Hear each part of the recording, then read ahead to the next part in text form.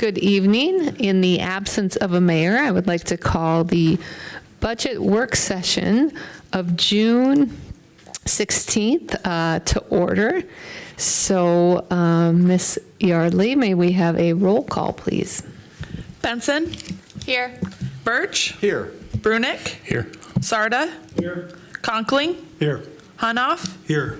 Mosier? Here. Spencer? Here. Mayor Villanueva? City Manager Leon? I'm here. City Attorney Denherter? Here. Mayor apologizes he couldn't make it this evening. In his absence, I would seek a second for Stephanie Mosier. Am I under the understanding that this is a motion for Mrs. Mosier and that all motions are ceasing? Yes. Mr. Oh, that's what I thought I heard.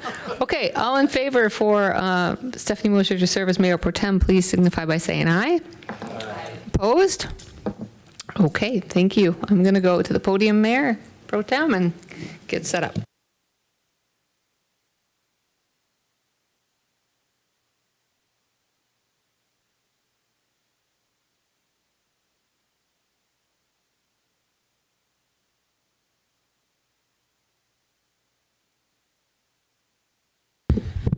All right. Well, we'll just keep rolling along then. So now on our agenda is the time for public appearances. This is a chance for anybody in the public to appear in front of the commission on something not on the agenda tonight.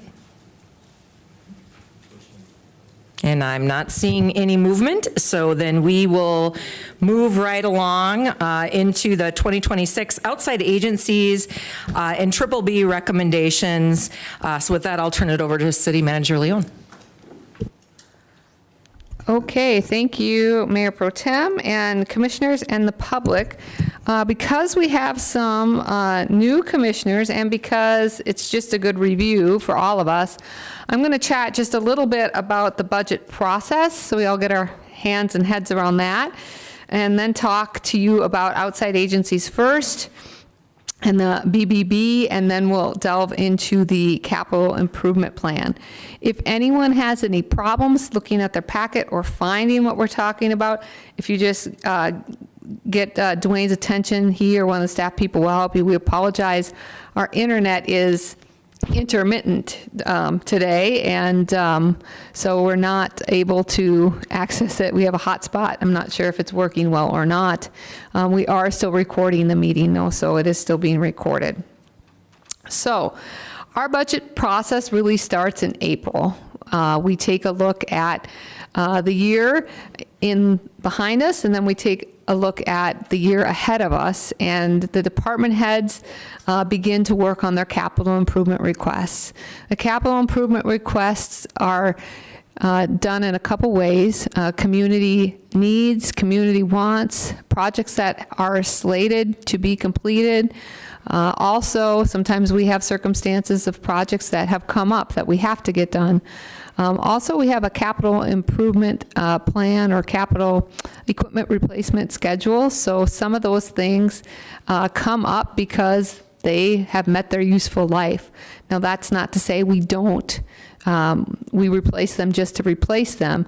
If something's 10 years old and it's meant to be replaced at 10 years, we take a look at that piece of equipment, whether it's a vehicle or some other type of piece of equipment, and we say, you know, what are the miles? What kind of maintenance have we had to do on it? And if we do then purchase something new, we don't just right away surplus it and send it on its way. A lot of times vehicles get moved around, which is why you sometimes see an airport vehicle, maybe a courtesy vehicle that used to be a cop car, or you might see the Parks Department driving around in a former street shop truck, something like that. So we try to reuse those things within our agency as much as we can, and sometimes to the point where they have literally a hole in the bottom of the truck and we need to move forward with letting someone else have that. So once we get together with the outside agency requests and the capital improvement plan, I put together, along with Dwayne and Lisa, we put together a draft of the two documents that you have in front of you this evening. And we go through a number of reiterations on that. Usually the lists are really long to begin with, and then they get tightened up. So what you're seeing is maybe version 3 or 4 of a recommendation. And tonight is a night for you to let us know, yep, we like that and we agree, or we don't agree. There's not a vote tonight on anything because it's a work session, but the feedback that you give and the conversation that you have is going to help us decide, oh, maybe that's not a project they want to do in 2026. In fact, they have other priorities. So that will help us. We're going to take 2 detours on this road trip tonight when we get into the capital improvement plan. They both have to do with the Parks Department. So there's 2 different items we need to go into a little bit more depth on this evening so we can get some feedback on how you want to finance and what your priorities are. So that's what we're doing this evening. Once we have the information from tonight, we'll rewatch this meeting and discuss and probably make some revisions to the capital improvement plan and the outside agency. These are just my recommendations. I make the budget recommendation and you all set the budget. So in August, when we come back with operating, so when we come back with each department's operating budget, this will come back before you along with the operating.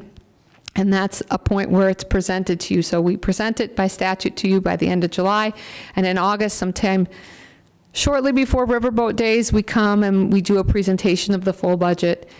Then there's time for public input and for your input, and changes can be made up until the point where you're acting on it. And that usually happens in the month of September. So I just wanted to give everybody a feel for the timing on how we go about this process.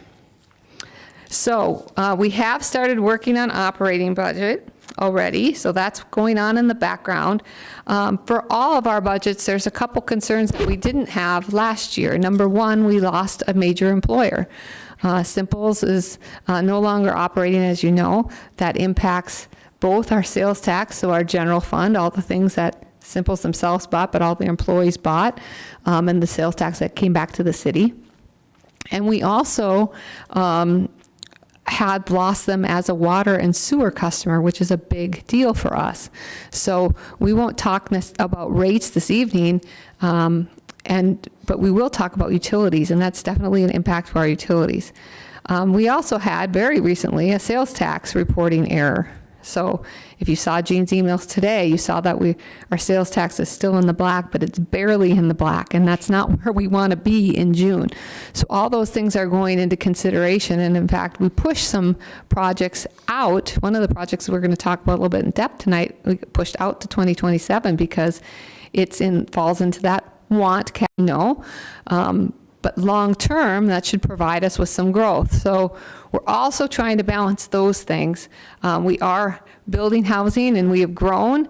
So we're looking at that as well, but we're also looking at what's happening statewide and what could happen nationally. And so those things are all in the back of our mind. So all those things play into helping us make our projections and make our recommendations to you.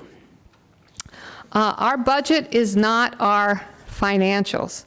So I like to say our budget is always only ever a plan. So it's based on what we think revenue will come in, and it's what we project we can spend based on revenue. That said, some of the things that you commit to in the budget, it's hard to go backwards on, so dependent. So I just say that for you to keep in mind. So, any questions about process, how we come up with these things? Okay, so let's start with outside agencies. And if you have looked at my memo, I did not include all the outside agency applications. You have access to those if you want to take a look. But I did not include them in the memo because, as you saw, it was a big packet. Some of our outside agencies are not funded by the Triple B. We'll start with those, and then we'll talk about the Triple B. So the Lewis and Clark Behavioral Health made a request for $20,000. They need to show a arm of support in the community that helps them with their grant funding. So I'm proposing that $20,000. We learned that we can use the South Dakota opioid fund to fund that. So that's why I have opioid fund in the parentheses there. We think that's a good use of those funds. A lot of the work that Lewis and Clark Behavioral Health does has to do with those folks who are struggling with the use of opioids. And so that fits in with that mission. Small Business Development Center, $4,500 was requested. That's what I'm recommending. They do a lot in our community for a very small amount of money there. Yankton Transit has requested $55,000, and I am recommending $45,000. Definitely transit is one of those critical pieces of infrastructure, I should say, for those folks who don't have easy access to places in our community. There are a lot of requests. So as you'll see, many of these are not funded to the full of their requests. Special projects, we'll talk a little bit about that going forward. $100,000, that's not a requested agency, that's just in that same fund. The United Way Collective Impact, for those of you who are not familiar, there was a time where we funded Boys and Girls Club, Big Friend, Little Friend, I want to say the Contact Center, all as independent listed agencies that you see some of those in their Triple B.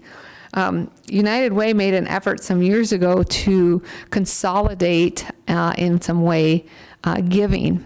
And they were able to develop a way to analyze the giving and develop a return on investment. So their board is making the decisions, and you, as you know, I can't remember which commissioner now sits on that board, but we have a commissioner that sits on that board and helps to make those decisions. And so Jesse Bailey did make the request of $45,000. That's what we've given them in recent years, and that's what I'm recommending. So lots of different agencies are able to benefit from that, what we call collective impact giving.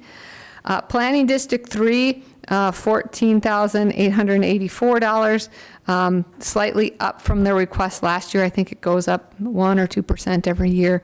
For those of you familiar with Planning District 3, in my mind, there's no bigger investment that we can make than to help those folks provide the services they do for our community and in our region.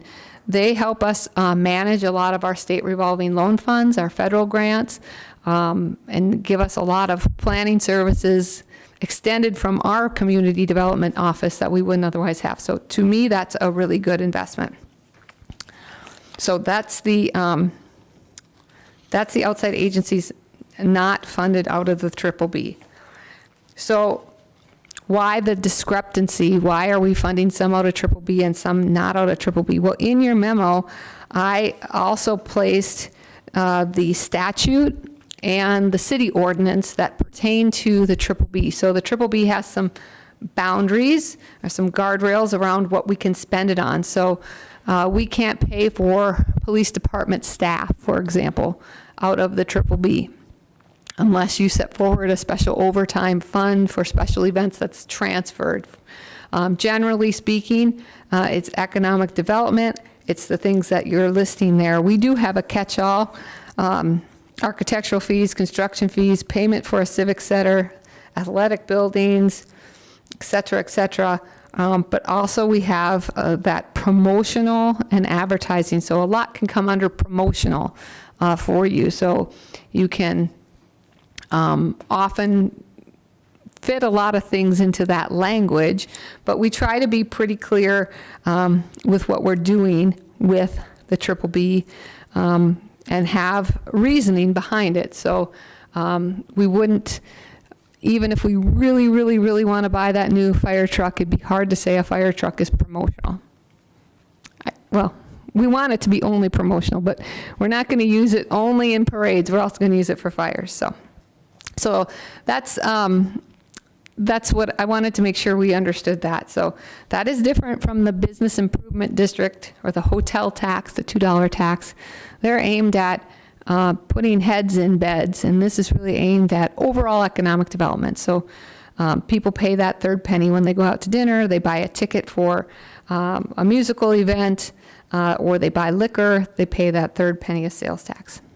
So the first thing we have is a new line item for some of you, economic development incentive. So those are the sales tax reimbursements, and we split those up, and I'll explain to my best ability why.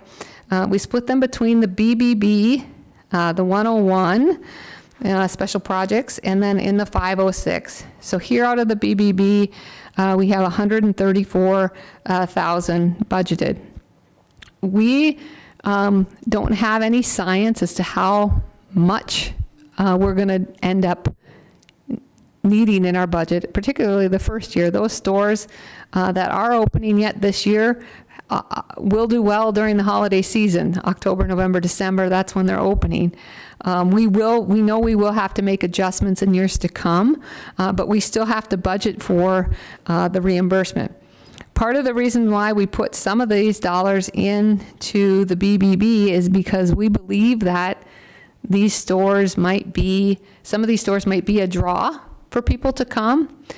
Also, I think that there could be in that mix of retailers that Mr. Evans is trying to recruit a triple B business or businesses, restaurants, bars. I don't, of course, know whom he's speaking with directly, but so that's why that is budgeted there. And quite frankly, we think it's going to be too big of a number to take out of one particular area of the budget. We hope it's going to be too big of a number. So that was our mindset there, and we're free to have that discussion as well. And Lisa can give you some more information if you'd like on sales tax. You'll notice I knocked that off. If you are interested in that, you have a little breakdown sheet. This is the 8x11 with the yellow highlights, and talks about the various places where we have a sales tax rebate. So that's the logic behind that. Is it good logic? We thought so, and then we thought you'd let us know if it wasn't. So while you are chewing on that, I'll talk about the historic facade program. That's been historically $30,000. That's what I put in this year. That might be one, depending upon where you're comfortable leaving your balance. Maybe you want to skip a year. That's not a request from the public. That's a program that we've done, but there's been a lot of physical, visible transformations downtown because of it. It's a good program. We like that program. But if you're concerned about where your balance could end up, because of course we can't always predict exactly the revenue, that might be one you want to talk about. Yankton Thrive, we continue our partnership with Yankton Thrive. As many of you know, there's a lot of things that Yankton Thrive helps the community do. It falls right within the confines of the Triple B with economic development, promotion, promoting tourism, also helping us with the tools that we can't do ourselves. So when we went through the Yankton Mall discussion, Ross talked to you about the rebate and how we're using the abilities that our private economic development corporation has that we don't, to move those monies through and to use incentives. They also do a lot of recruitment for us. And so they're actively working behind the scenes on recruiting as well. So we look for them to help us with workforce development, et cetera. So that's been a request. One of the things that is in your strategic plan that you haven't seen the draft of yet is the housing study as well as a retail study. So following whatever you decide to do with your budget, we'll be visiting with Yankton Thrive about those two, updating those in future years. MSAC, Missouri River Sedimentation Action Coalition, has requested $2,500. And that's what I have requested in 2026. You'll see in 2025, there's 12,500, I believe, budgeted.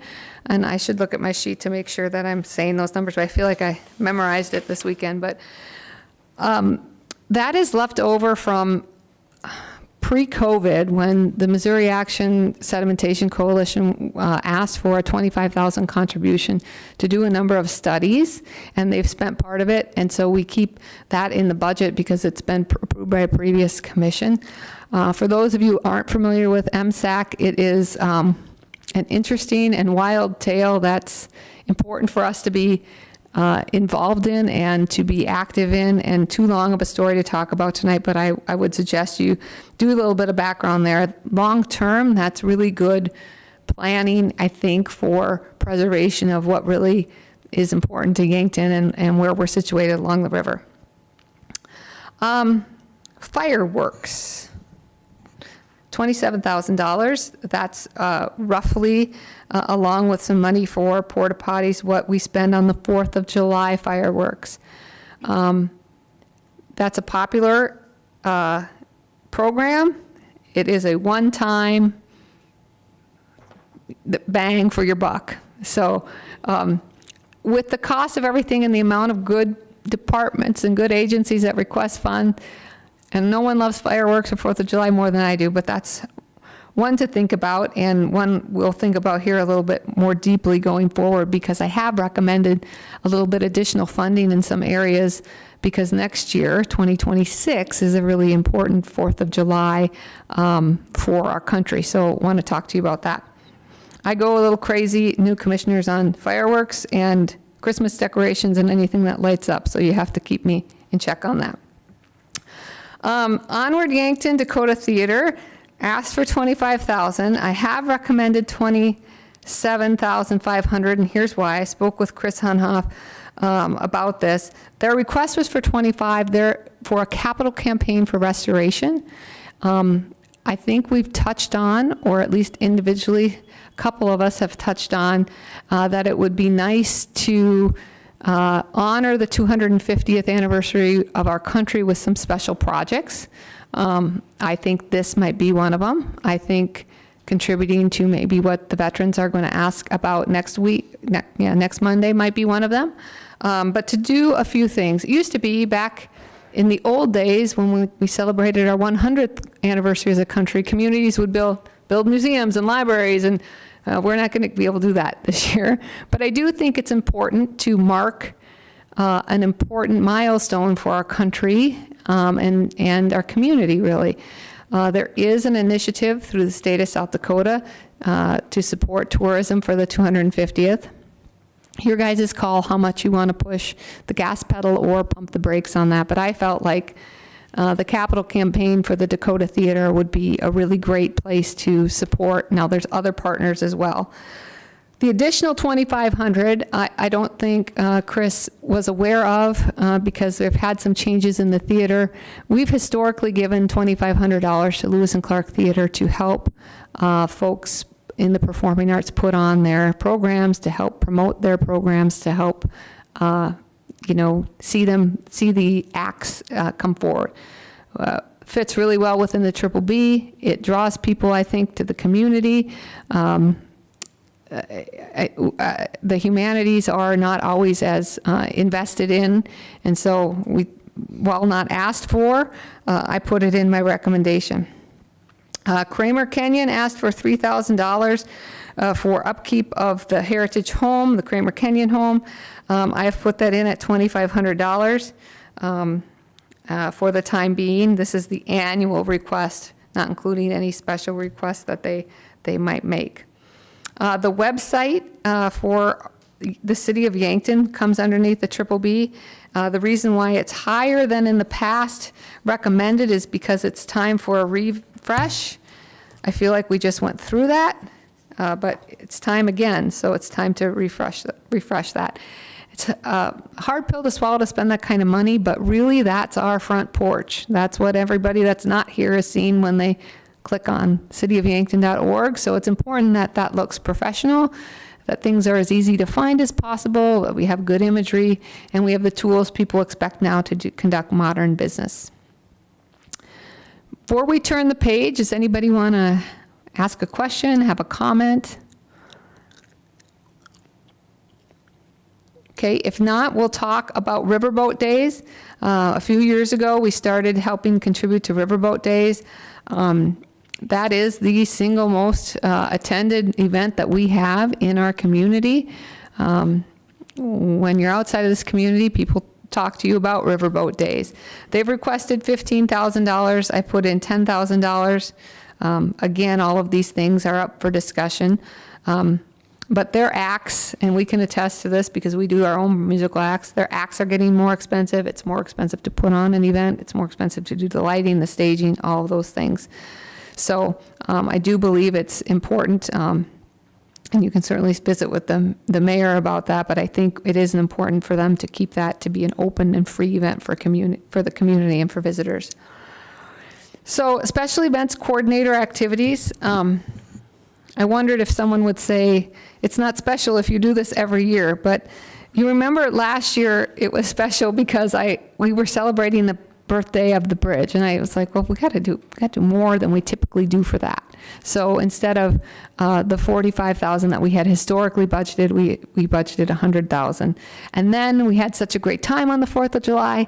I heard from the commission, like, let's do that again, because where the calendar falls this year, it's, I think, a Friday, and we can just go party on the 3rd, party on the 4th, have a lot of fun, be so tired we can hardly get to work on Monday type of weekend. So we're doing that again, and Luke's got a great lineup for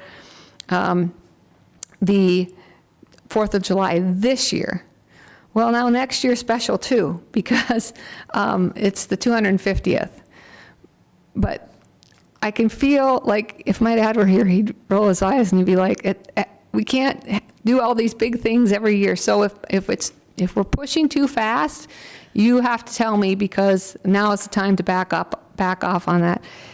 If you go ahead with these types of expenditures, the additional money for 2026, I've already talked to Todd and Luke about, look, 2026, we probably can't afford to do this big of a thing, and we're probably going to back off and keep it to our regularly scheduled program, which is the music at the Meridian, smaller acts, not such a big investment. Also, the other thing for you all to know is the staff are ready for a break as well, and they want to have fun on the 4th of July and the days leading up to it, and not always be part of a big, huge festivity. But I think that if you're not going to celebrate the 250th of our country, I don't know what there is to celebrate. You've heard me say that before. Yankton Baseball has asked for $4,000. I have put in $3,600. Many of these amounts have not changed over the years, and absolutely their costs have gone up, so you should know that. I'm trying to balance being a community partner and investing in our community partners with the fact that our budget balance in the Triple B is steadily going down. Summer Band and Yankton Area Arts requested $9,000 together. The way it breaks out is $3,600 for Summer Band and $5,000 for Yankton Area Arts. The railing at the amphitheater is in. That was a capital improvement project that the commission said during one of these meetings, it's time to get that done. Quit talking about it, get it done. And so we finally did. So if you go down Tuesday night, you'll be able to use the railing.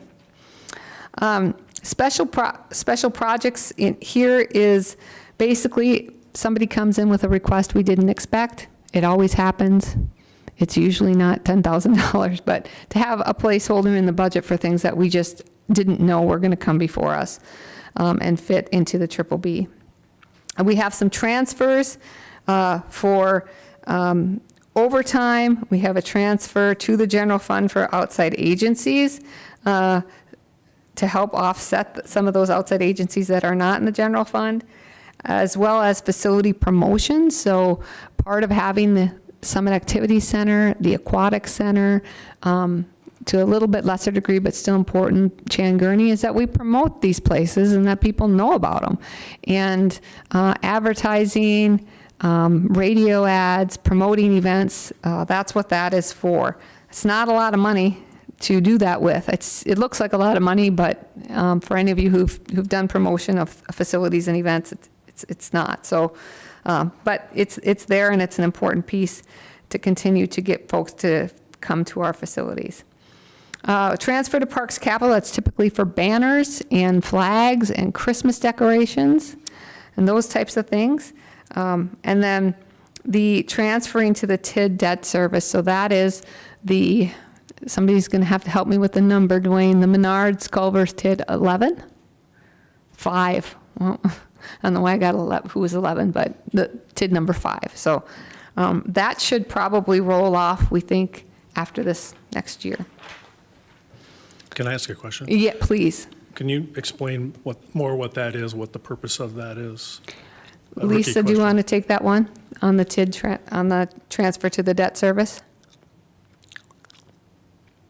I might have to do more research on that one. My understanding is for the Menards TID, that is to help, I believe, supplant the shortage. I'm not sure on the history of that. I have to do some more So it's like a digging. shortage from their end that we're covering? It is, so was it, I don't remember the year, Dwayne, was it 2022 when we didn't meet the, So I'll look at the exact year, but yes, the intention of it is to meet the difference between the increment and what the annual debt service is.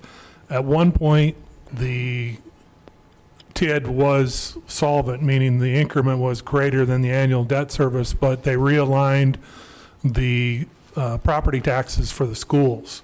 And that Yes. changed the increment income, and so we went back down below that threshold. And so on an annual basis, it's been somewhere between 36 and maybe as much as 60,000. And then also historically in recent years, we've committed the balance of the difference between what the Menards TID is short and the Meade TID will be short to help pay for that investment in infrastructure to support those facilities as well. So it's kind of a two-phase portion of it, but that's the science behind it. And I can look, if you have an interest, I can look at the exact year that the school property tax was changed, and that kind of made us upside down again on the increment. So I feel like it was right before their opt-out, but I would have to look too. yeah, it was an adjustment the state of South Dakota made, I think, in the way it was the school tax, property tax formulation was done statewide. Thank you. Anybody else on Triple B? I've got a quick question. With the sales tax reimbursement and the 50% and the 50%, so 50% from Triple B and the other 50%, how long have we been doing that? Well, we've changed how we've done that over the course of the year. So I think we've always had some out of Triple B. Last year, I believe it was in professional services. Now that we have included as much property as we have and as many properties as we have, we've split it up between second penny, general fund, and the Triple B. So we've always had to show that in the budget. So I guess I can't tell you the first reimbursement we did. It was probably Menards, I'm thinking. That would have been before my time, but it probably was Menards. I'm sorry, Dave. Oh, it was probably Ace Hardware, so even before Menards. I'm not sure where that had been shown in the budget, but we always have to show that. Sure. Has it always been through, a 50% general fund and a 50% Triple B? No, I don't believe so, but I don't know the breakdown either. No, and in some instances, they've been 100% second penny or 100% general fund.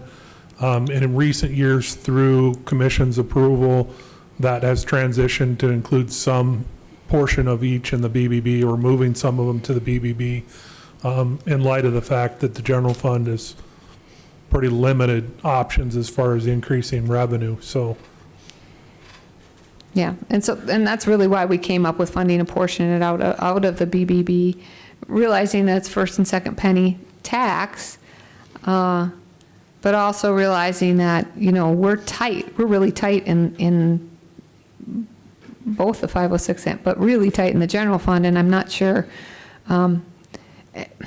the other thing that's difficult right now is how much is that going to really be? Are we think we're being conservative in what we're budgeting, but well, we just don't have any idea, having not experienced those type of retailers. But we felt like it fit in the box. If you guys don't feel like it fits in that triple B box or a portion of it, I wouldn't feel comfortable putting it all triple B, but if you feel like a portion of it does fit, and maybe that changes over the years when stores come online and whether they're triple B contributors or not. No, we have it as, it's the mall, of course, that's what we've talked about, but we've also have Larry's and Slumberland and Big River Burrito. Culver's, Menards are not on that. But the Manitou group, so the Gale Drive, that is part of it, is as a 50% triple B and 50% general fund. As far as what I'm seeing on the sales tax rebate Yeah, summary. so we're not taking individual stores and splitting up the dollar amounts, I don't believe, because we don't really know. And for example, a group like Menards, they have some things that would qualify as triple B that they sell, that you would pay a third penny on, and many things that do not. So, Slumberland, for example, when you purchase something there, would be first and second penny. Right, I'm just trying to get a better understanding of it, just to make sure that I'm agreeable to it. Yeah, no, that's good. And there isn't really, to me, this is kind of like folding a fitted sheet. We're not really sure the best way to do it because we haven't had to look at these kind of unknown dollars and have so many or the potential for such a large rebate. So I expect that next year we're going to have a different proposal, having a little bit of data behind us, and the following year we will. And as we know more and learn more about the stores, we'll be tweaking this. But we are always taking, it's first and second penny that is the sales tax rebate. Yes. Right, we're not ever, Yes. okay. Thank you.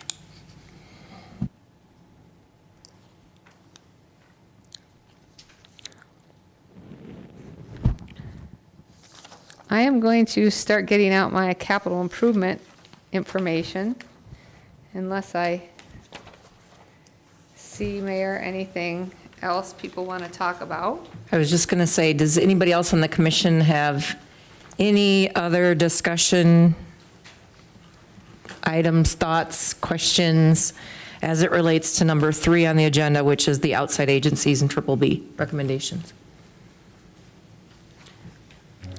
And Mayor, folks can certainly contact me, talk, to me about this. We have a long summer coming up, so. Amy, I do have one question. Okay.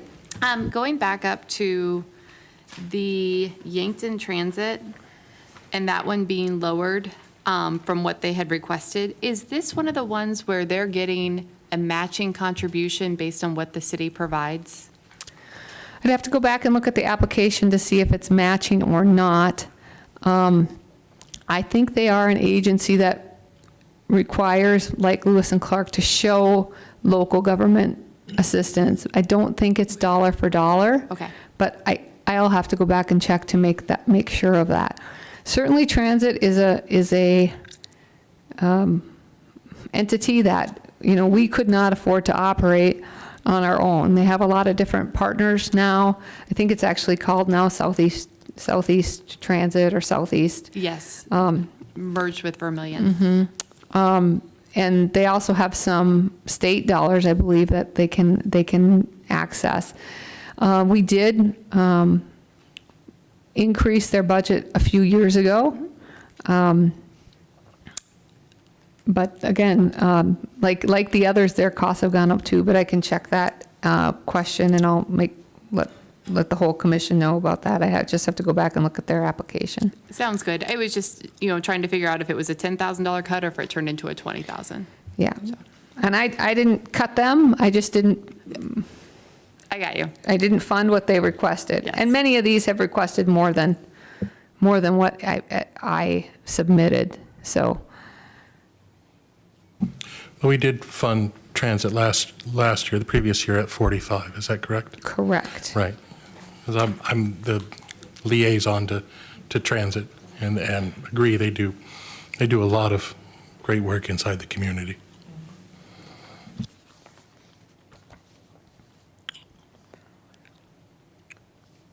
Okay, we can always go back. So don't feel like you can't ask a question about outside agencies just because we've moved forward with the capital improvement plan. Capital things, again, they're long-term things. They're due to the ordinance that just the previous commission before you passed, our capital threshold changed. So this is a lot shorter of a document than you're used to seeing. This is probably also the last year you'll see a document like this. We'll always have a 5-year capital improvement plan, but because of our new software, Cassell, it'll look a lot different next year. So if this is hard to read and you don't like this, it's changing. Things in the capital plan are tangible. You can walk up to them, touch them, point to them, see them. It's not like labor or benefits or things like that. So that's sort of a good way to look at it. They're assets and not repairing things. So they're things we will have and can show people.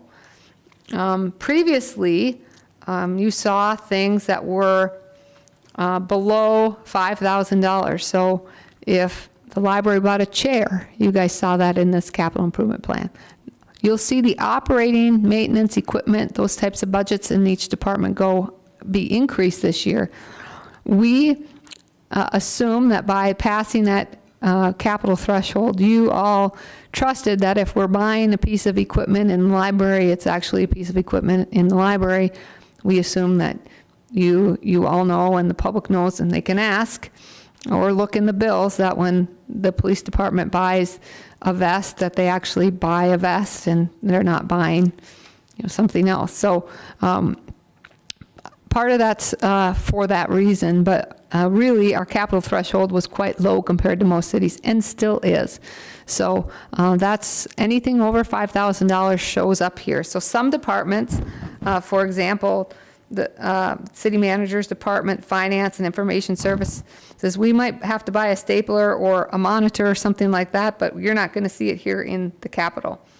So I'm not going to talk about it tonight. Community development also doesn't have a lot to talk about in the next year. I'm primarily looking at that column of 2026. You will see that in the police department, we have vehicles budgeted. This would be 2 vehicles budgeted for 2026. One thing for you to be aware of, maybe not so much in police, but just generally speaking overall in the city, our equipment is lagging behind in terms of delivery. So we've procured some equipment already in the past and we don't have it yet. For example, we have some things we procured in 2023 that we're still waiting for. That's not our fault. We blamed COVID for a while. Now we're blaming tariffs. We blamed shipping for a while. I think all communities are experiencing this. So by the time we're going to get some of this equipment, we're really going to need it. So just by means of example, it could be a while before you see those vehicles come up. You'll see also we have a video cameras for patrol cars. That's an important item for them. Highlighted there in yellow is a large evidence storage facility. If you swipe your finger across, you'll see a number placed there. That number is a placeholder. I would expect that would probably be a low number, but the police department does have a need for large evidence police storage. And when I say that, I mean vehicles, somewhere to put vehicles that's secured. Right now, we have them in a location that's not really secured, and sometimes they've been tampered with, or so it's important. So long term, the vision is that we have a place to secure those types of things, and could certainly partner with the sheriff's office on something like that as well.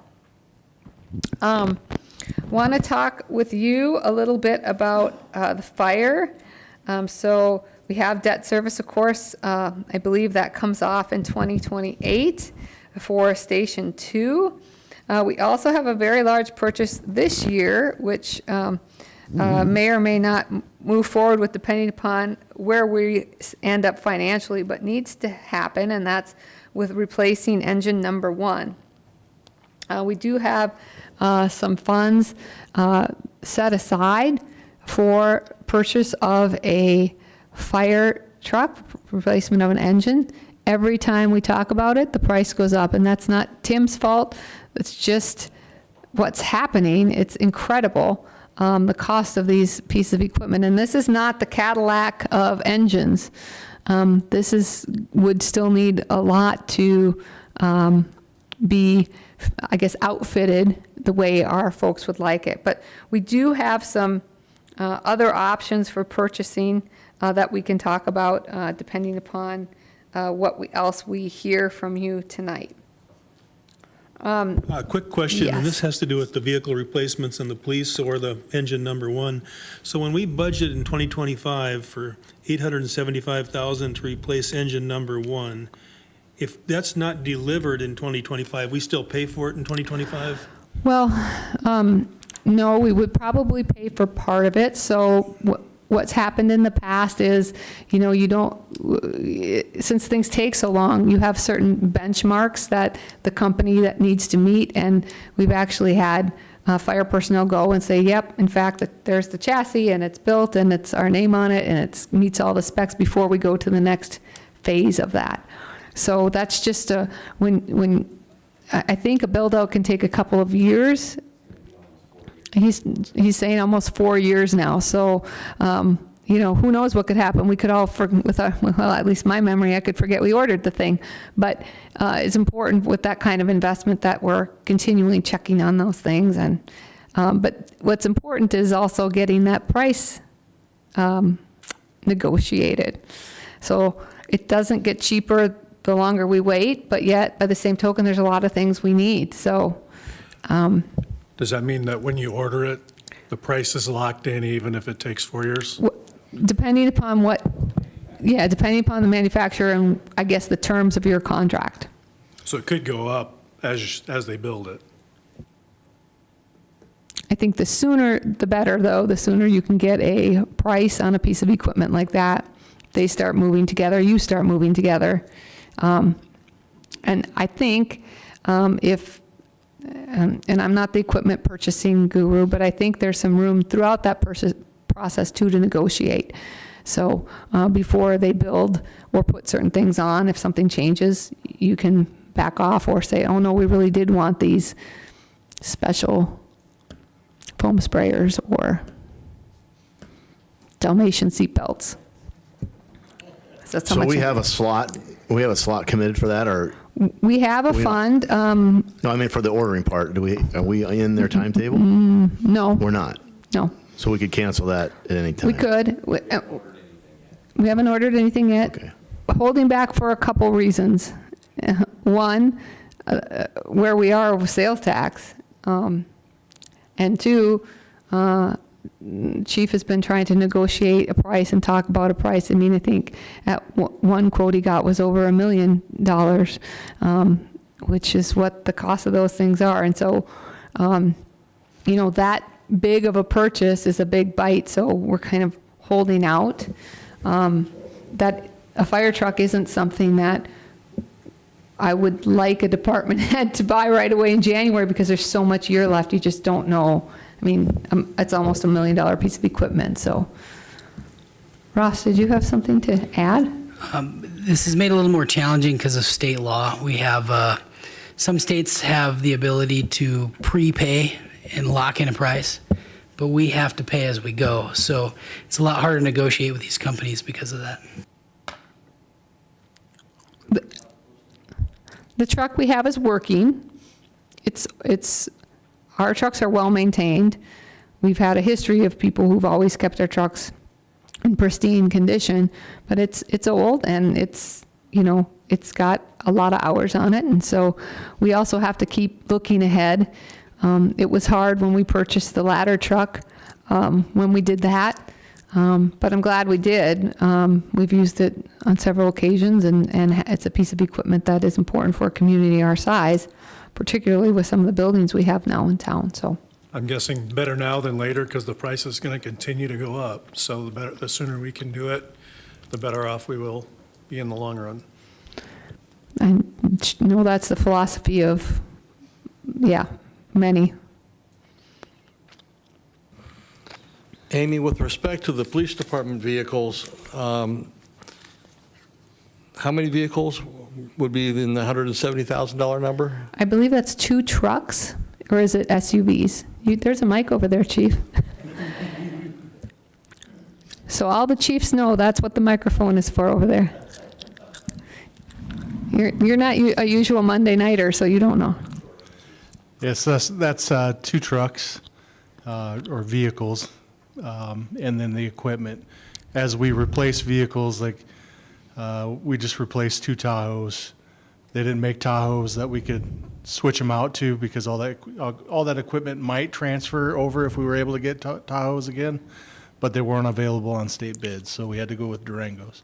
So then when you go with Durangos, you have to buy new equipment. So that is not just the vehicle, it's also the equipment that you would have to replace.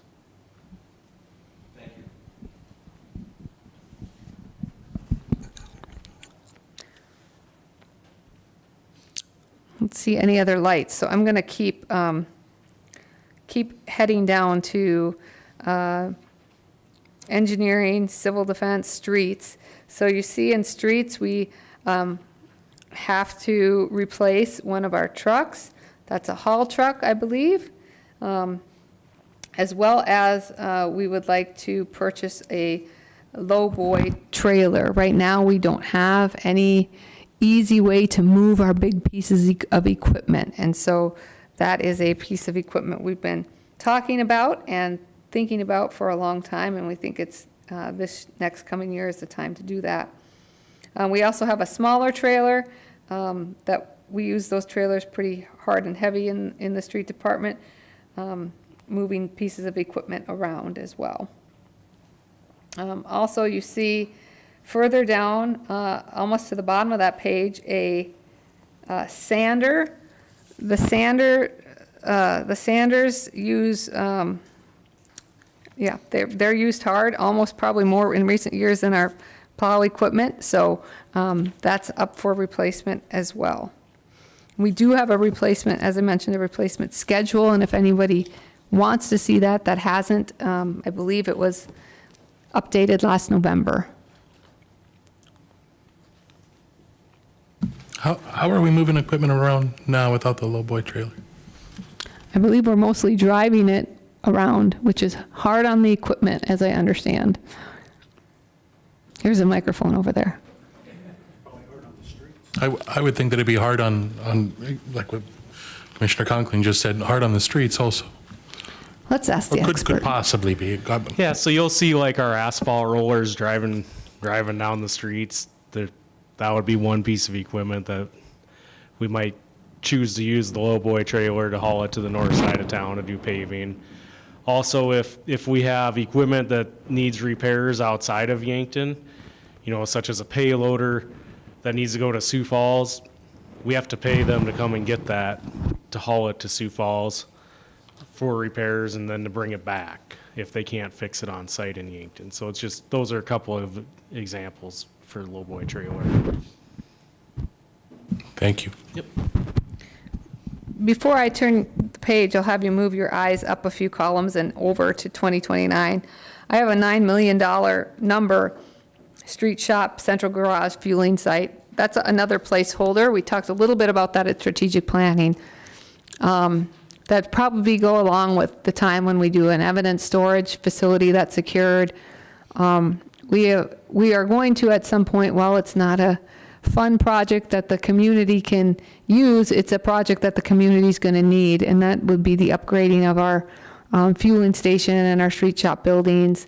Probably at that time would be the time to talk with Parks about, do we consolidate the Parks shop there, because that land where the Parks shop currently is today is now developable because it's sewerable, I should say, with the work that you've done with Gale Drive. So eventually, that probably isn't the highest and best use of that land. Also, does it make sense for a community our size to have 2 fueling places, 2 garage places? We're trailering equipment from Parks down to Public Works for repair, things like that.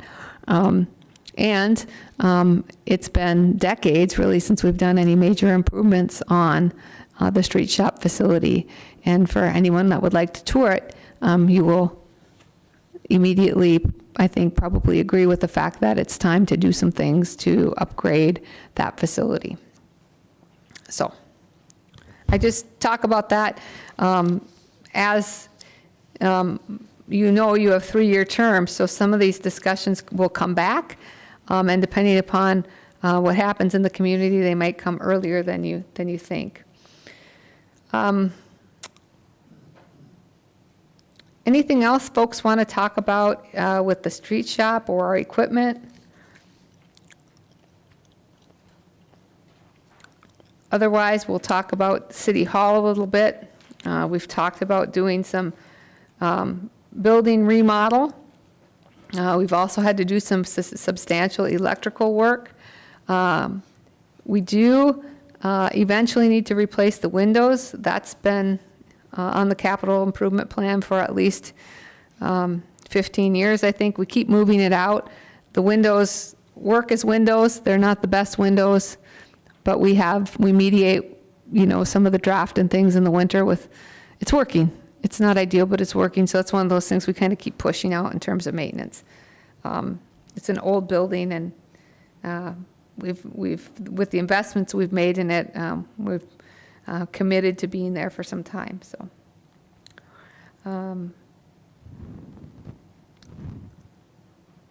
I do not have anything in traffic control for 2026 or airport. That our airport capital, so our equipment, not things and projects that's coming later in the capital improvement budget. The center, those capital costs we share with Yankton County. The parking lot's been in there for some time. Every year we do an inspection.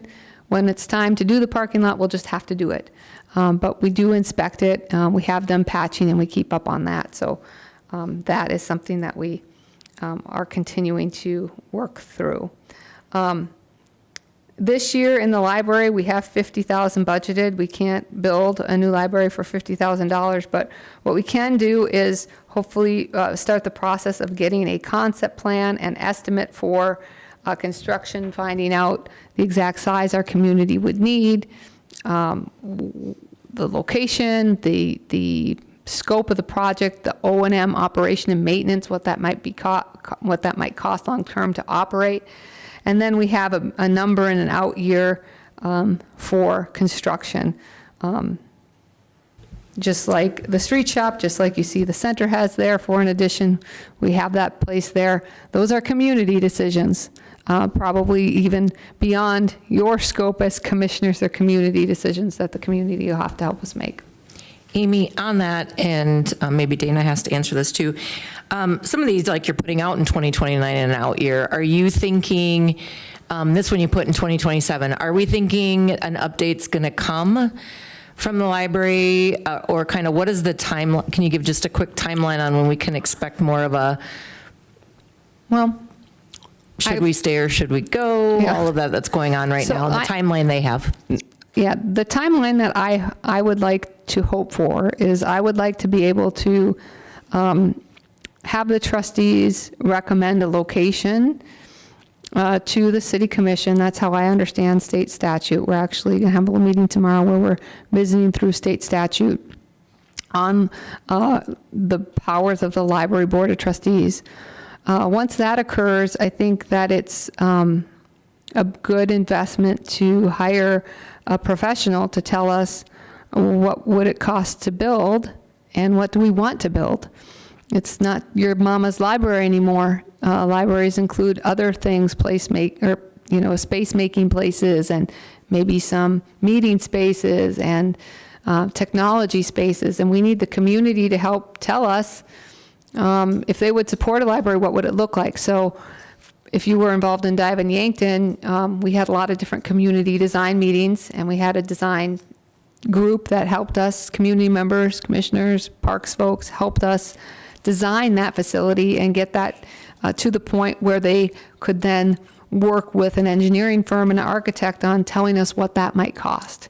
So I would expect that number to bleed into 2026, because I think that even if we got started tomorrow, I think it's more than a 6-month program when you have citizens groups involved and things like that. So, and then it becomes, where are we at financially?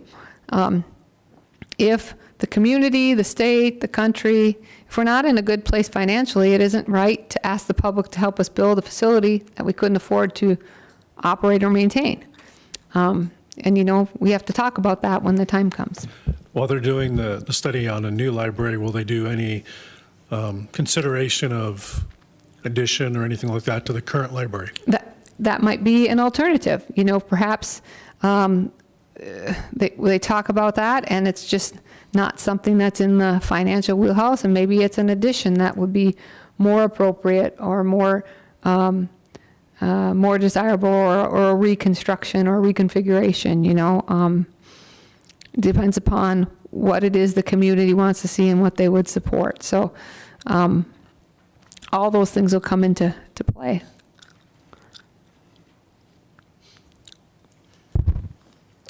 Okay.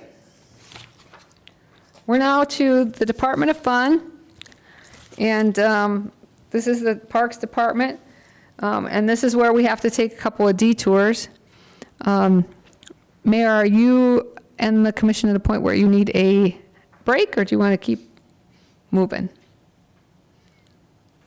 Okay, I'm seeing heads shaking this way, so we're forwards ahead. So with a little bit of a discussion here. So we don't actually have a lot of capital in the Parks Department next year. We have lawnmowers and we have a playground. We try to do a playground every year.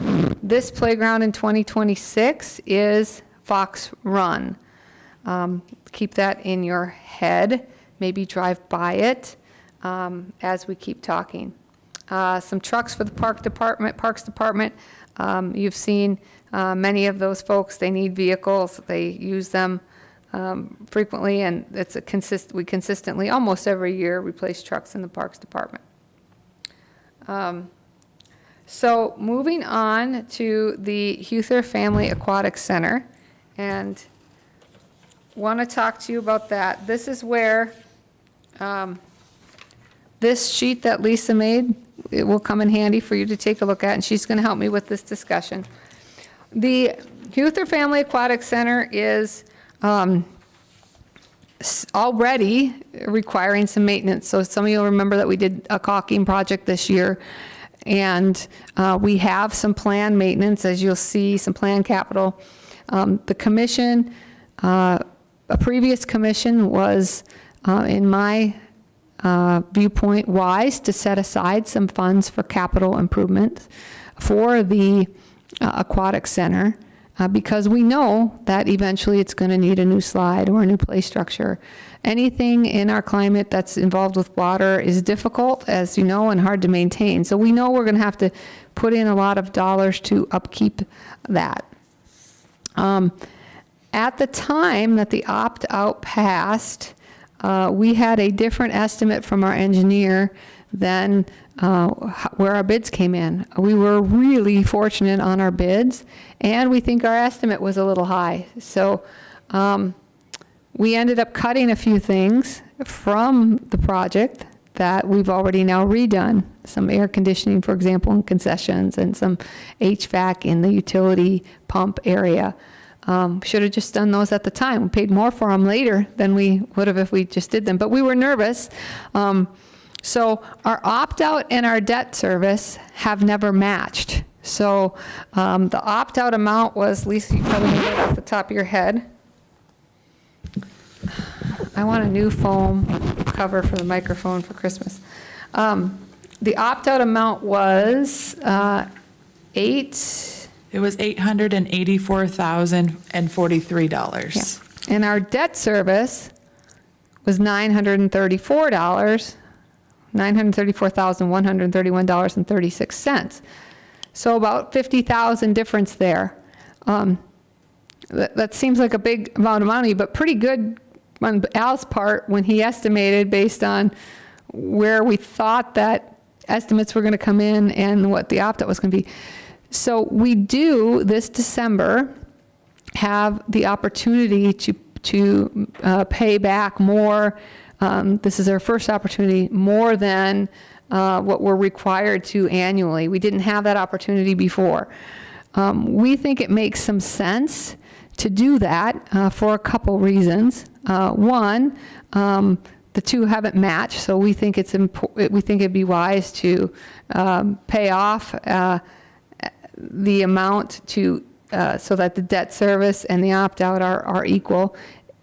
It probably show a little bit a difference for some folks on their property tax, a little less.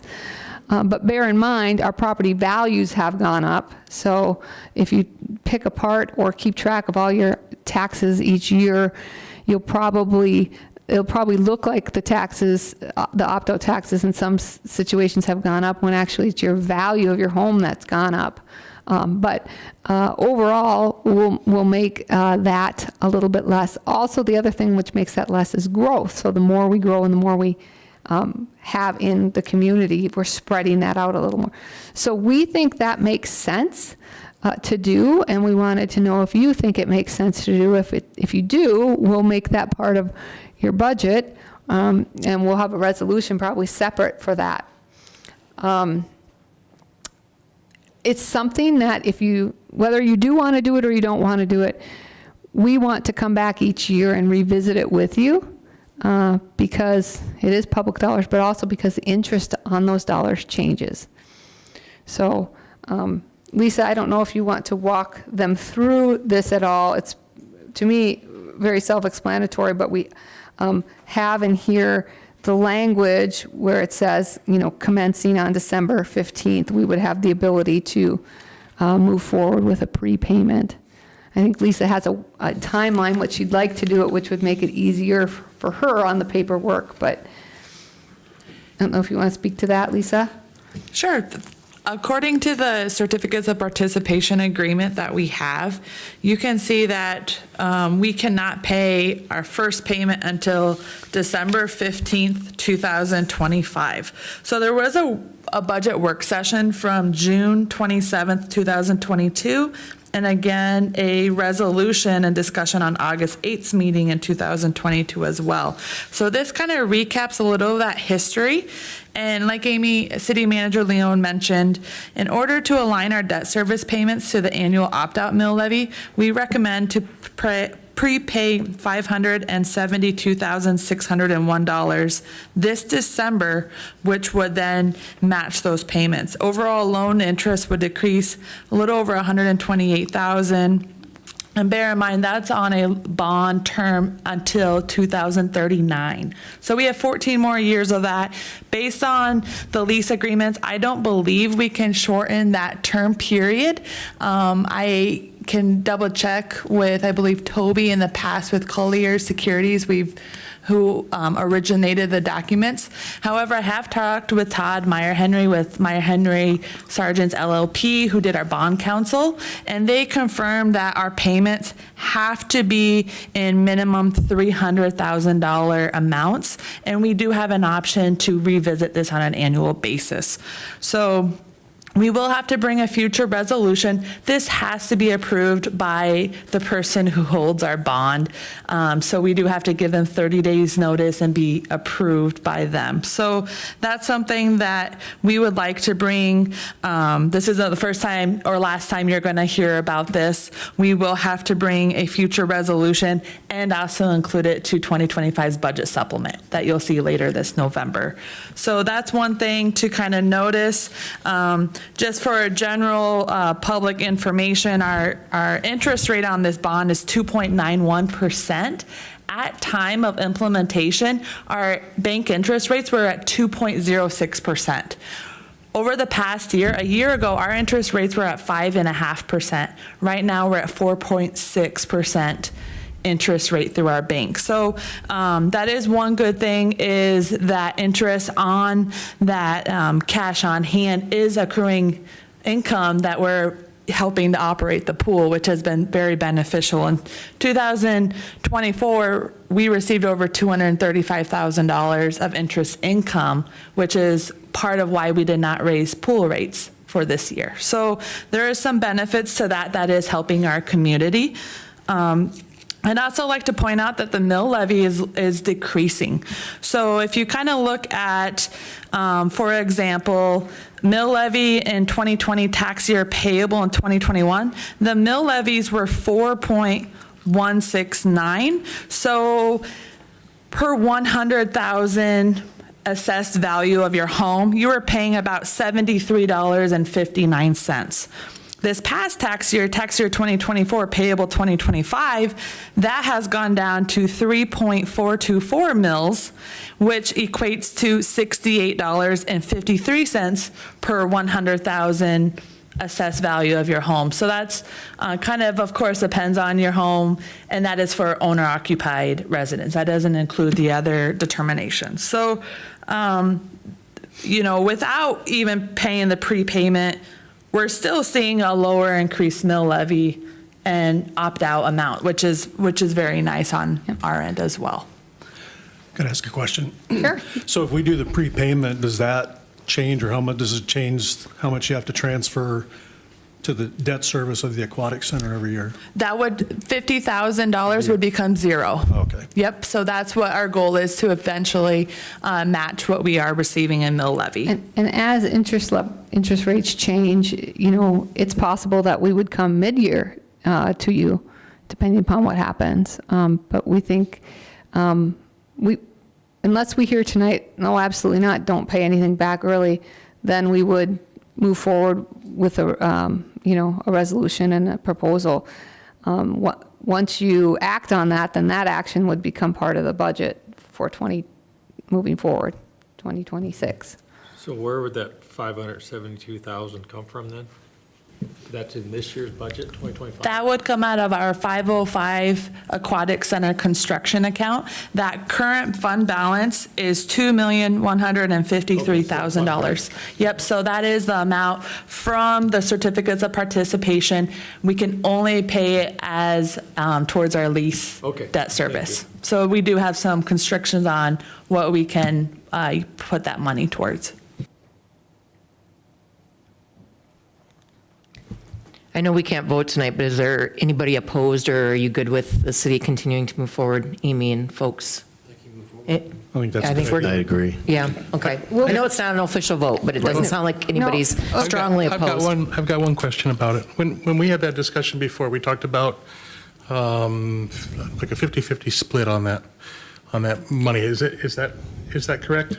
That's correct. That reserve, that perpetual care fund, was put into a aquatic center committed reserve fund. That does not part of that 505 construction balance I just gave you. Thank you. Okay, so that was the one detour we took in parks. We're going to take another one here, but first we're going to go through the SAC. We are still at a point where we want to, and we talked about in our strategic plan, working on all our agreements with our partnering agencies. School is yet to be discussed with our friends at YSD, but you see there the city-county share. So for those of you who aren't used to looking at this document, there's things that we pay more of a percentage on, and there's things that we split 50-50. There's things that are more the responsibility of the school district. This facility is getting older. Although when I looked at the date it was built, I thought, well, that's not old at all. That's tall, that's brand new. But things need to be updated, things need to be repaired. So you can see as you go down the line, they're not small numbers. We're talking about roof replacement, and you can see while our share is 15%, when you're talking about a $450,000 portion of the roof, there's a significant investment there. Also, some the things that you should be aware about, Shireen at the school district has indicated that each of the heat pumps need to be replaced and are showing age, and so they're putting those on a schedule. That's not something that can just go out and then we decide what we're going to do. We need to make sure that we're maintaining that facility. Theater seat replacement, that's a small share for us, but a big investment for the school. So each year what happens is Lisa and Todd meet with Wayne and his staff, and they discuss what types of things need to be done. We're hoping that we can do the flooring in the weight and fitness area in 2026. That's something that we talked about with the committee, the Summit Activity Center committee. Part of that is dependent upon the use of space and making sure we can work that out with the school district. But it is a great community facility, as you know, but an expensive one to operate and run. And the school, like us, if there's something that comes up that's more urgent, some of these things that are maybe nice things to do but not immediate needs, change. So. Amy, can I ask, I don't remember, are these numbers we see, are they our 50% or is that the total cost? You'll see if you go down to the bottom that you see what the school district number is. So while some of them are split out over a number of years. So we'd be our for total would be 60% 40% of that. Or- Yeah. Yeah. What we would like to do, for those of you who haven't been involved in this discussion, is try to even up some things so it makes a little sense. Like 3% is a little bit silly. Like, why don't they just pay for that? And we'll try to even up somewhere where they're paying 3%. And it's if you ever want a lesson in confusion, read that contract and how those things are split upon, and it's confusing. Dr. Kindle might be the last person who was there when it was drafted. So it's hard going forward to understand why things were done the way they were. And one thing that I've learned in my short 10 years, that matters 10 years down the road. And so it'd be nice to revisit that activity center contract, get a re-understanding and maybe make some changes, and so we can move forward from there. It is a community facility that we share in the cost of, but some of these things are confusing for us even as a staff, so.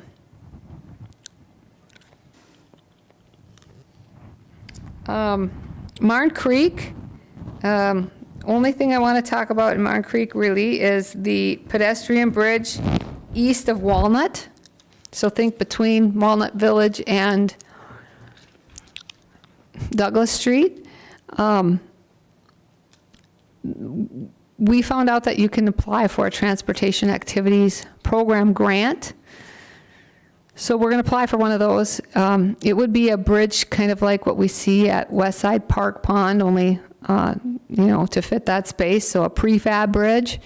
It's not in terrible, terrible shape. So if we don't get the grant, I probably would say let's not try to do it this year. But I think we found out it was applicable, so why not try?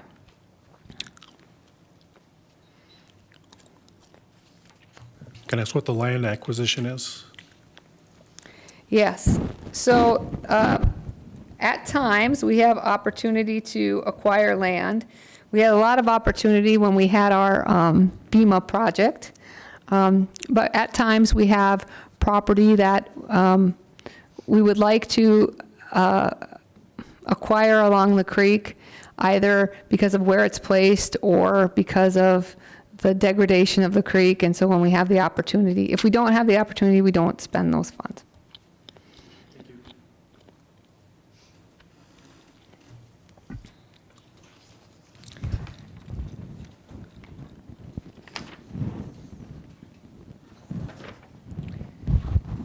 Todd, did I miss softball? in my,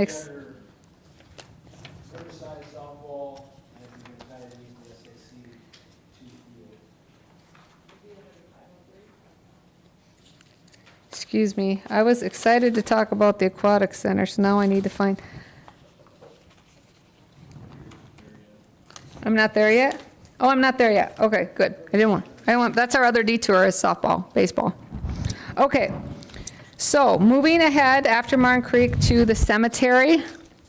Not a lot to talk about there, but I want to place in your mind long-term, and we've talked about the popularity of cremation and the possibility of one day maybe doing some type of freestanding or patio-style calabrarium. Did I say that word correctly? A place where people can place ashes of their loved ones and pay a visit, apart from just burying them physically. So we've talked about that as a staff. We've seen some examples at various conferences and stuff. So just something to think about. That's becoming a more and more popular way of processing for families. So thinking about that into the future, but no big investment in the cemetery, barring anything breaking down. Bridge and Street Fund for 2026, we have the Cedar Street Bridge replacement. We are applying for a big grant, a bridge improvement grant for that. We'll see where we end up. We'll just have to see. The bridges are kind of always a moving target. As you know, this year we had to make an investment we hadn't planned to do as soon on 23rd Street. So we needed to do that. We do. I had a quick question. Is the big grant one of those that's been threatened, Adam, by the federal cuts?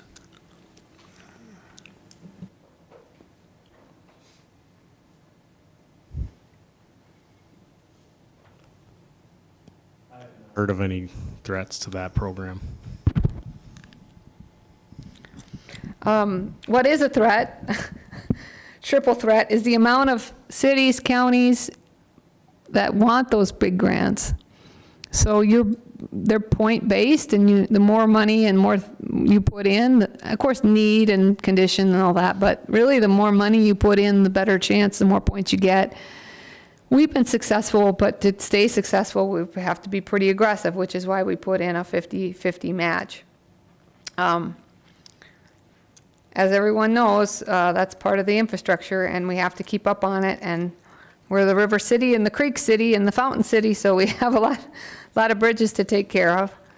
One of them being the Meridian Bridge. So you see we have a inspection scheduled for underwater. And then in an out year, we have that larger inspection. I'm not sure that number would cover that. We also talked in strategic planning about starting to talk about a community conversation about a long-term funding source. So we have to start talking about that. And that's a number I don't even know if Kyle has enough zeros for, but we do need to talk about that, and we've committed to that now in our strategic plan. When we get to that, we'll visit about that with our community. Dispatch, we don't have any capital planned. We've done a lot of investment in dispatch over the last few years, and certainly was a great investment for them, and their space is serving them well and looking nice. Under the airport is one of those where I worry about, I don't have any real knowledge. I just worry about the FAA and what's going to happen there in terms of rural airports, with changes in bills and changes in funding and understanding that different things are being cut. I have a concern, so we're keeping our eye on that. But we're still moving forward with our airport layout plan and projects. Next year, we have a $1.8 million project. There is no project at the airport for reconstruction of the general aviation terminal apron. There is no project that is inexpensive, although for the size of project, this is the program where we receive the most federal support, I would say, overall. These numbers have changed in my time, but right now, the federal government covers the majority of the cost. The state helps us out with about 4.5%, and then we're responsible for just over 15%. So when you're looking at projects that are, you know, $1.8, $2 million at a time, we just couldn't do it without that support. So that's something to tell your congressman when you see them. We couldn't maintain that airport without federal support for very long. So, and our runway conditions are good, and we keep our airport in good condition. It's not just an economic development place for economic development. It's a place for medical services. It's also a part of our transportation network, so it's important. And again, that 1.8 million is the total project, not just our share? Yes. Okay, now we're back to parks and all the things we want to do there. It looks like a lot of capital. It's not a lot of capital compared to last few years, but next year in 2026, we want to do some trail replacement in Riverside Park. We try to do a little bit of trail replacement every year. Also, if you glance over to the next year, that 250 that's in the budget for 2027 initially showed up in 2026. That's a turfing project between the city, the school, Yankton Baseball, and Mount Marty to do some turfing at both the Summit Activities Center fields and the softball field in Riverside Park. This is one of those I moved because I was uncomfortable with our balance, and it isn't a vital piece of equipment or a vital piece of infrastructure. That said, I had a nice conversation, so Jason Nelson at Mount Marty would not be flat-footed, but that said, we did have a conversation with them about partnering on the project, and they are working with the National Guard to try to get a National Guard project to do some of the excavation and some of the dirt work and grading, and that would save a lot of their cost. And they're hoping to do that in 2026. The best answer that the Guard can give them is, yeah, we think we can do that unless our mission changes. I don't know what that means, but I think that means they could get pulled off the project too. I did tell Jason, since we talked about it, our economic prospects are different. We lost a big employer and we had a sales tax adjustment. I'm not sure. He was really a gentleman about it. He said, I totally understand. But I said, let me talk to the commission and see, is this a priority for them? And would they like us to come back trying to find a way to do this if, in fact, you, Yankton Baseball, are able to do that? So the thought was Yankton Baseball and Mount Marty would contribute 50 apiece. The school would make an investment in their fields at the SAC, and we would fill in the rest. We don't have a firm estimate yet. That's a number that we put together based on our last turfing project, and some of those numbers can change based on whether or not the Guard can help, whether or not we can provide some material, some fill material. Also, important to know that it's nice to have a partner like Mount Marty or Yankton Baseball be a lead on a project. If the city or the school are doing it, that's a bidding project and letting the project, and the costs go up and up and up, and we can't call in the National Guard. I guess the mayor can, but only in an emergency. So, they have some flexibility in projects that we don't. So I guess as we move along, and maybe you want to circle back to talk about that's importance. I'm not involved in baseball directly, but having learned a bit, Yankton does have an earlier and a later season than a lot of communities because of our weather and our positioning. We also have some opportunities if we can standardize these fields to have some bigger tournaments than what we're currently having. I don't know what that means in terms of the sport, but in terms of what it means for people staying in hotels and buying things here and enjoying their community. And the baseball community, for those of you who are close to it, is a big community in Yankton. Baseball, softball, I'm using those terms interchangeably, even though I know they're not interchangeable. So it is a project we definitely want to do. Is it possible to break it up over a couple of years? Do Summit 1 year, do the softball another?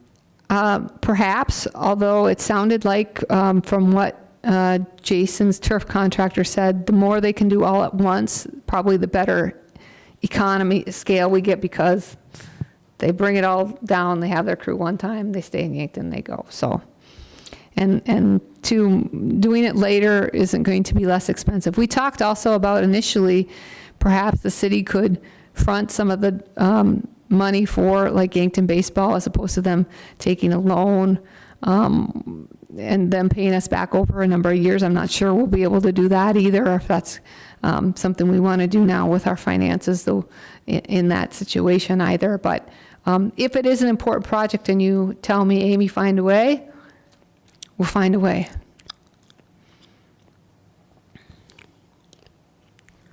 Keep thinking about that as I talk to you about the Capitol building.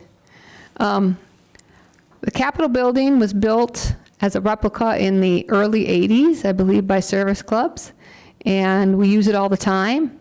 And the Optimists use it all for their winter programming for Santa Claus even uses it. And I didn't really understand it when I first came to Yankton, and I was like, what is this? I didn't really get it, but most weekends there's a birthday, there's an anniversary, there's a bridal shower, there's something. It is well used, and it's a nice size space for events. And the Parks Department has done some touch-ups that they can do, painting, etc.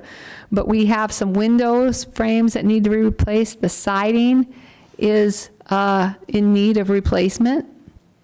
It's starting to see that it needs some love. Would service groups help contribute to that? Maybe. I don't know. I think the thing that was done when they built it was I'm giving up on that.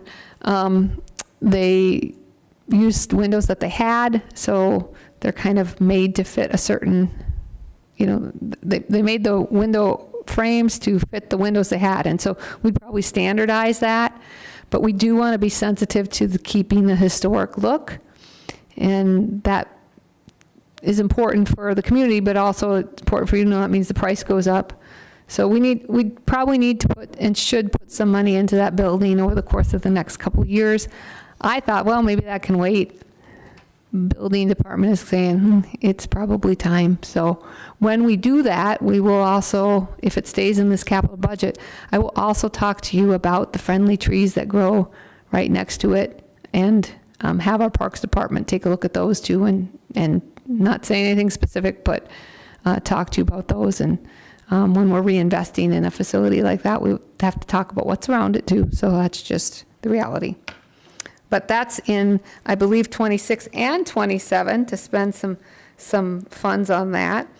We keep replacing bleachers to meet the ADA standards as we can. We always have some sidewalks to update and repair in the Parks Department.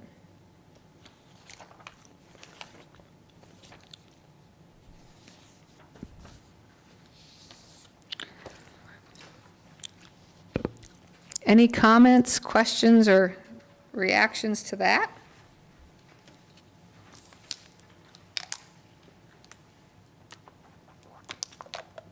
Okay.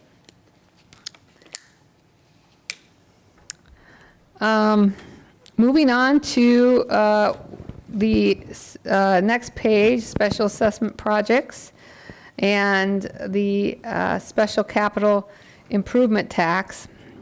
I just want to point out that the light blue annual expenditures there are dollar amounts that we keep in and keep rebudgeting, because they're things that we have every year to address. So things like city parking lots and city alleys, storm sewer construction, those types of things. But moving up to the top of the page, we have an alley reconstruction. We also have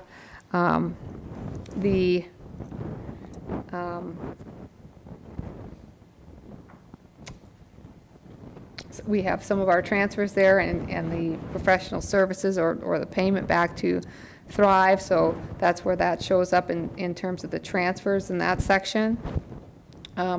When you get into the actual street projects, you can see what's budgeted for next year.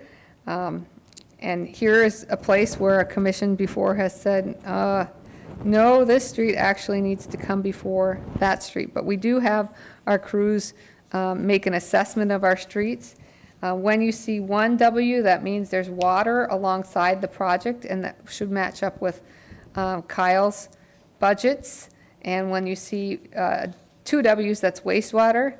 And when you see 3 Ws, it's both street, water, and wastewater. So you can see, for example, 30th Street, West City Limits Road to Adkins is just the street, looking at doing that in concrete. We have next year planned Cedar Street, 20th to 21st Street, that's water and wastewater. We have 3rd Street, Mulberry to Pequot.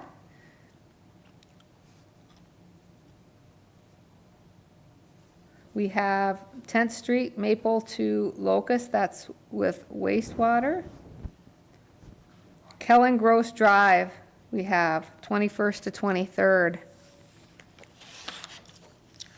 planned.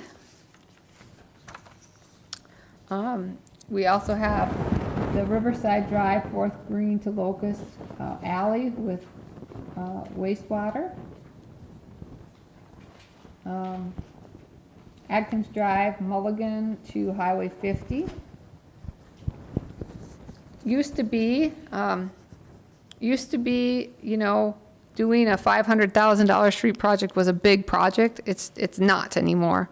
So it takes a lot more to do a lot less in terms of the street projects. But we are planning all these as those complete streets that we talked about. So thinking about sidewalks, thinking about, making sure we have the right accessibility for people, thinking about all those things and planning those into the projects. Any questions on the street projects that we're thinking about? I do have one, and just because I live in the area and drive it frequently, let's see, I lost it already, on Atkins and 30th Street. That's $530,000 into the 2026 budget. Seems like that was redone with blacktop just a couple of years ago, and I was just curious, because of the new building there, if that's the necessity or just what the reasoning is.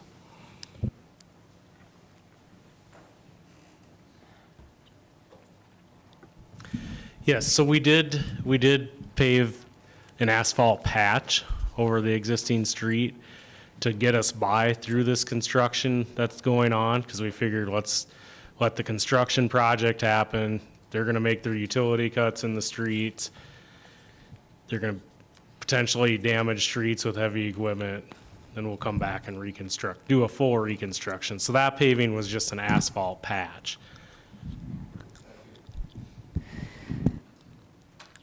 We do a lot of our streets in concrete. That has served us well. We also do a lot of street construction projects, but I would challenge you now as you go to other communities throughout the summer in our state and really look at their roads closely.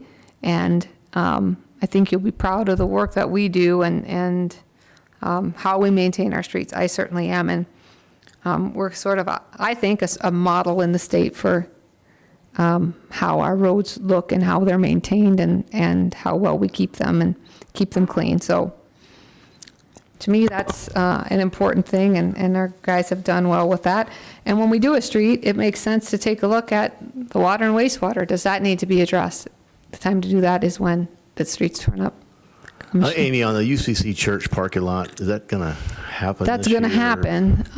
I did not read an email that I saw was in my inbox about that Friday at night, I think. Can you fill us in? I think that's budgeted for this year, 2025, and I believe Ross has the paperwork done, and I think Adam's designing it. We are this close to having the last piece of the puzzle in place with the UCC.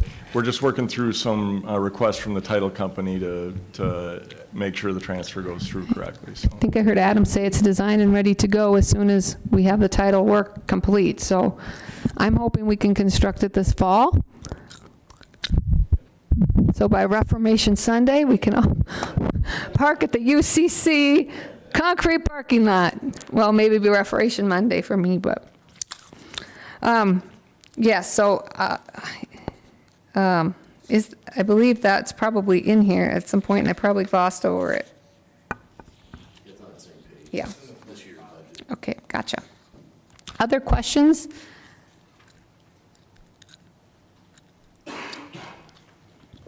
Okay. If you go to water utility, you'll see a lot of the same things in terms of the street projects. So I'm not going to talk about those. I will talk about, the pickup truck. We have a staff that needs to have equipment, of course, the same trucks that can work with our distribution guys. We also, when you get to wastewater, you'll see we have a small crane that we'd like to put on one of the trucks. So we'll use that both in water and wastewater. You shouldn't be surprised by any of the projects you see here. When you get down towards the bottom of the page, you'll see Douglas Airport expansion wastewater. That's a water project with wastewater. That's expanding utilities out by the airport there. That's been a project we've talked about a number of times with the airport board. There's nothing right now that's driving that immediate, but it certainly could be an attractor to drive development. If it's not an absolute immediate thing that, we need to do, but it is a project we talked about for a long time. And eventually, we will be doing it, so we've put it in the budget for 2026.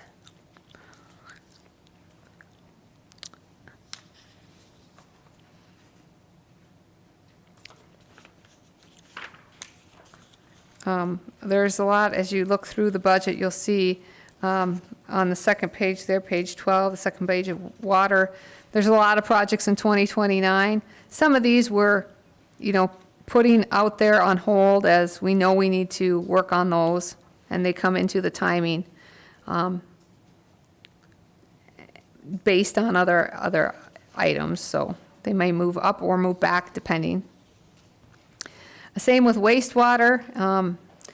Not a lot to talk about in terms of the projects there. They mirror the projects that we talked about with the street department. You do see the large number for the wastewater plant improvements, and if you did not see the article in the paper on Friday, please go back to the paper on Friday and read that.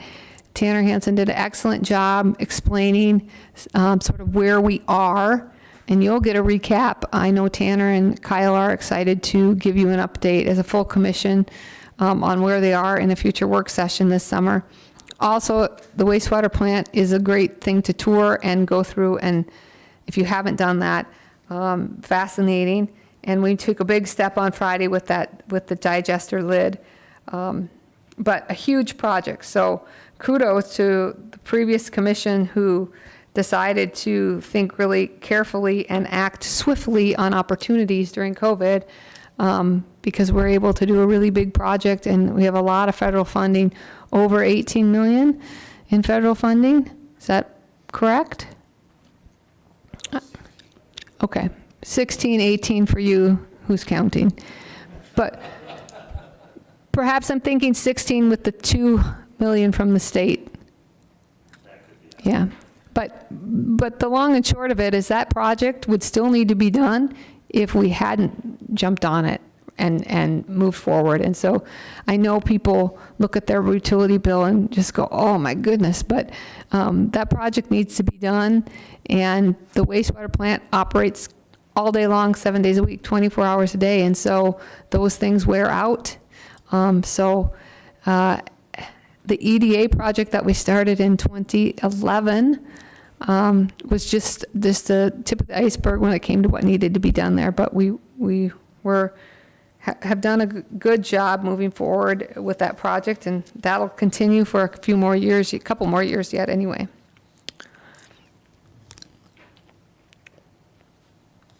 I'm going to move on to solid waste unless somebody tells me not to. So we have a couple things. We have solid waste, the things that we fund our own collection. So in the next year's budget there, not a lot. You see this year we have that compactor truck that you purchased. We also then have the joint power. So these are things that we share, technically are shared pieces of equipment, although they stay with us. The equipment we buy stays with us. So the transfer trailers, which keep going up in price and have a long lag time, we try to buy 2 of those a year. We also are investing in a transfer trailer building roof. So one of the things that we think is part of the wear and tear on the transfer trailers is that they're not covered.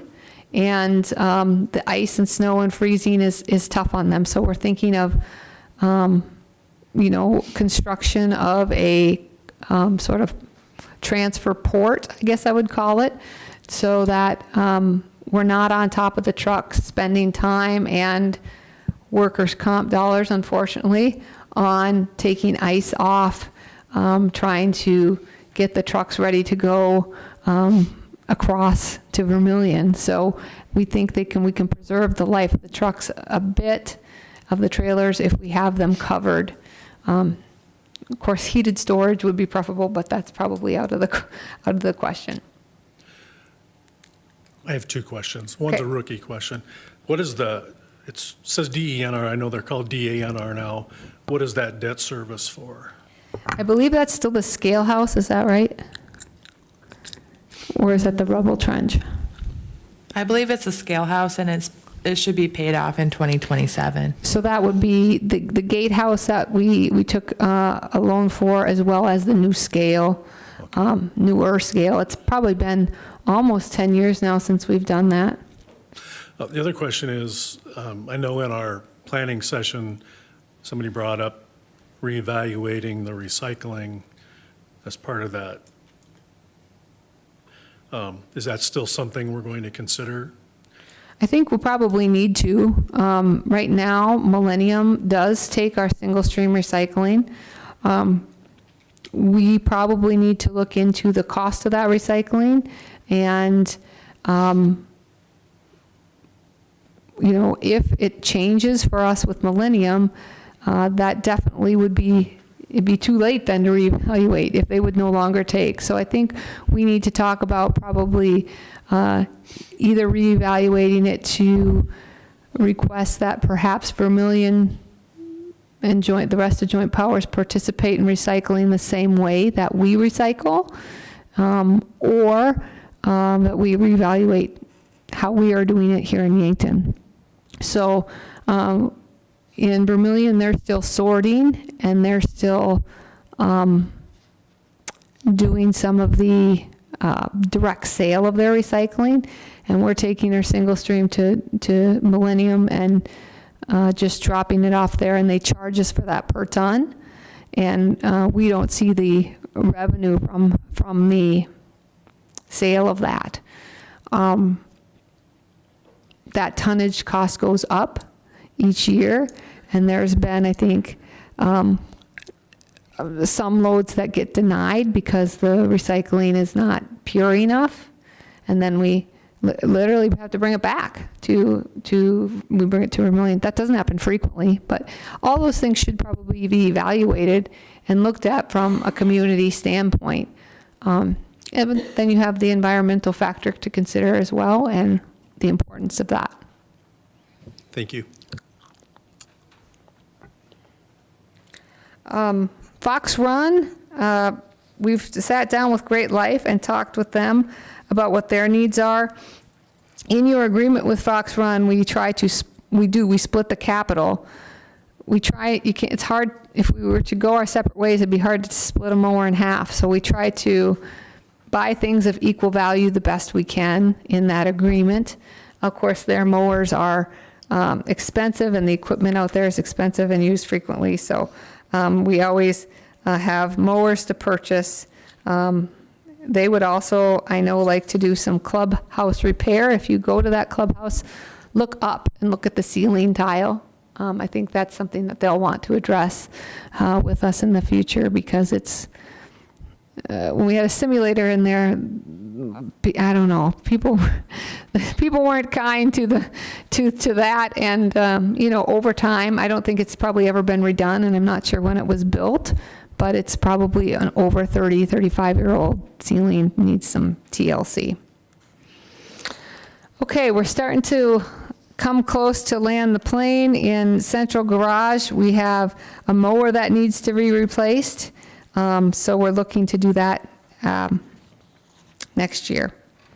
We have some totals for you to take a look at, and now is the time to say, what about that amphitheater railing? Why haven't we done that? We need to do that.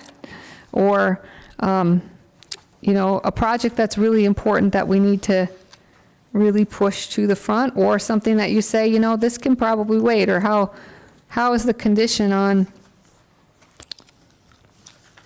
that building or this road? And the other thing I would need to hear from the commission is, if you want to continue this discussion, we would need to talk about that and probably find a time suitable. Anybody on the commission have anything you thought you would hear tonight, or any projects on your radar? I don't see any mics coming on as far as that goes. Amy, the other question then would be, does the commission feel we need to meet again to go over this portion of the budget? I'm seeing that side shaking their head no. More on this side shaking their head no. So I don't think we need additional time for that either. So What I will do is look for feedback, Mayor Pro Tem, from folks. I'm guessing I might hear some people say, yeah, I really think we should look at X, or, and then depending upon what I hear, the next time you see this, we'll have some of that feedback included. And you'll be looking at operating and repair and maintenance. And I'm sure at that time you'll have lists and lists for each of the department heads. So some of them didn't get to talk, and they wanted to. I know, I was going to say my thanks to the department heads for being here tonight, and for all the work that you do with Amy to put this budget together. It is not a small budget, and it's not small dollars, because we don't do a lot of small things in the city. We do lots of big things, some of it seen and some of it unseen. So I appreciate all the due diligence and consideration that all of you take as we look at the budget. I know all of you probably have that Santa Claus list that if I asked you what you wanted to get done, it would probably roll out and go into the aisle. But you're being very considerate in working with each other, and working with the city manager, in making wise use of our dollars. Obviously not approved tonight. This is just a discussion, but as I listen to it, very thankful for all of you in the work you're doing. A lot of us, even in our own jobs, right, are asked to do more with less, and that's just kind of where we're at now, so appreciate that. So with that, any final questions from the commission for Amy or any of the department heads who didn't get a chance to talk tonight, because they're dying to come to the microphone? I don't have a question, but I just want to extend my gratitude to Adam and his staff. They're doing some projects near where my sister lives, and questions we have, they answer immediately, thorough. They do a great job. I just wanted to give him a thumbs up for all the good work he does. All right, anybody else? Otherwise, I will move on to then the second number 4 on our agenda, which I think should be number 5, I believe. The double 4, 4B, whatever we want to call it. Is there any future business on the behalf of the commission for tonight's meeting? Is future business limited to budget, or could it be something else? I would ask our attorney, but I think it can be anything. Agreed. I'd like to, if possible, at one of our upcoming meetings, schedule a discussion of when we're going to have the city election next year. I've been doing a lot of research on it, and I don't think it's too early to have that discussion. No, thank you. Especially for those of us affected by it. Thank you for bringing that up. We do have a meeting with the school scheduled early August to talk about their concerns and thoughts. Is it amenable to wait until we have that meeting? We don't have to pass an ordinance, until the first, it has to be in place by the first of the year. I want to get their feedback. I want to talk with Patty at the county. And we're still waiting on league guidance they'll have probably a fact sheet or a white paper on it. I've heard from folks now who think both a June and a November would be a good, so I also think it will be a meeting where you might want to take some input from the public. Only thing I would say is ideally, we would do it in conjunction with the school. But if the school and the city commission come up with different ideas, I think it is possible if they want to have theirs in June and we have ours in November. Isn't that an option? Yeah, it is an option. I would just like to kind of talk it through with them and have that information too for you guys in the community. So that is on the radar, if it's okay to wait until that month. Once that'll be passed, I'm thinking, get your budget presented to you and then start working on election as the calendar I had in my mind, if that's amenable to you, Commissioner. I'd like to request that we start addressing the recycling, unless this is a bad time doing it during budget, but start looking at it now, whatever that means. Yeah, so you guys will have your strategic plan before you. I'm hoping towards the end of July, and that's where that's addressed. So if that's approved in that, we can at any time start putting together that team to take a look at that. I'm thinking that will probably involve Commissioner Sarda, because I believe he's the liaison to the Joint Powers. And yes. Thank you. Yeah. It kind of falls on work sessions. Do we Yeah. have work sessions planned throughout the year? I know what we do. Yes, and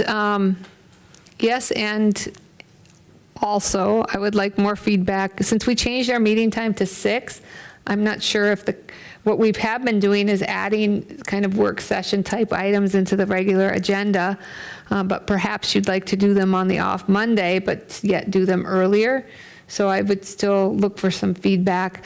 I know that Kyle as I said earlier, Kyle and Tanner would like to do a work session related to the wastewater plant for you and the public, as would the fire department has mentioned that as well.